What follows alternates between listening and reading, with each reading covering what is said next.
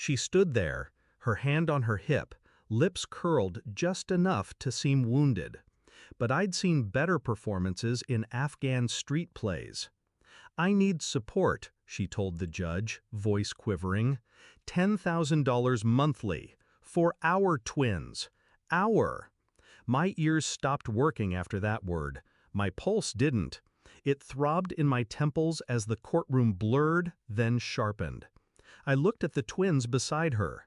Perfectly dressed, big eyes, nervous fingers. I had never seen those children in my life, not once, not in any letter, call, email. And she said they were mine. I sat there in uniform, fourth tour behind me, enemies more honest than the woman I'd once called wife. The judge turned to me. "Sergeant Hale, do you have anything to add?" I didn't speak. I handed him a single folded paper.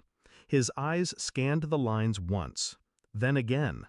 He didn't look at me, just spoke, cold, flat. "Marshal, lock down this courtroom, now." It started with a letter addressed to me, forwarded from my last base, from a private investigator, not hired by me, by a stranger, a former friend of hers, a man she burned. Inside were photos, dates, a birth certificate. One of the twins was born while I was deployed overseas. The other, 16 months later, still while I was deployed. 2 years, no contact, not even a by the way. And then suddenly, they're yours. It didn't make sense, until it did. Until I found the receipts in my old storage box.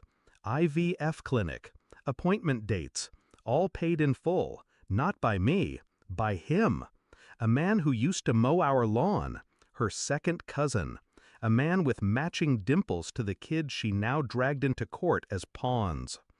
I stayed calm, let her lawyer serve the papers, played the dutiful ex-husband, never raised my voice.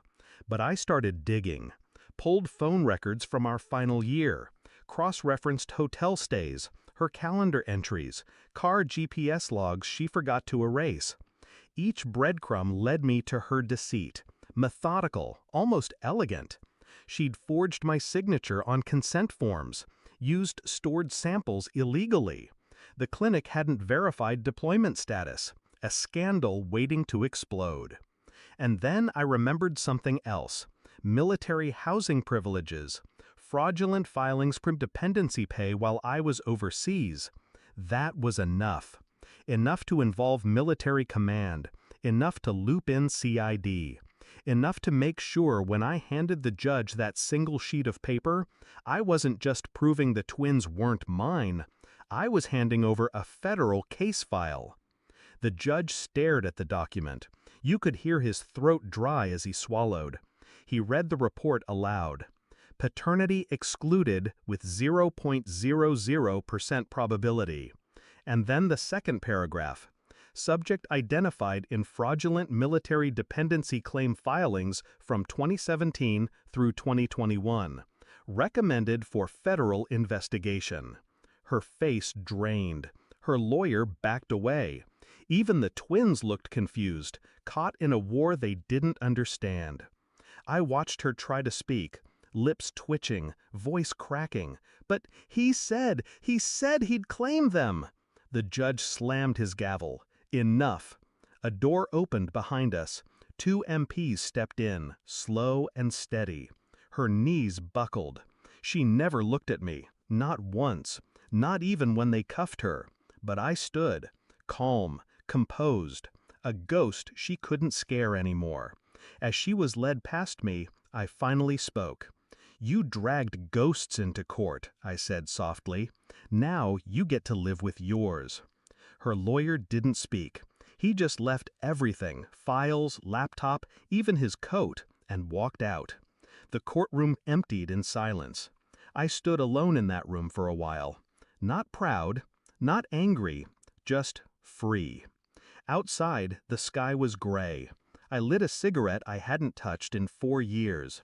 Watched the smoke drift. Thought about the years I gave her, the birthdays she let pass, the deployments she barely wrote through. Thought about the kids she lied about. They weren't to blame, but she used them like weapons. And now? She'd spend years explaining those lies to someone else, someone wearing a badge. I wouldn't visit, wouldn't answer her letters. Some truths don't need to be spoken.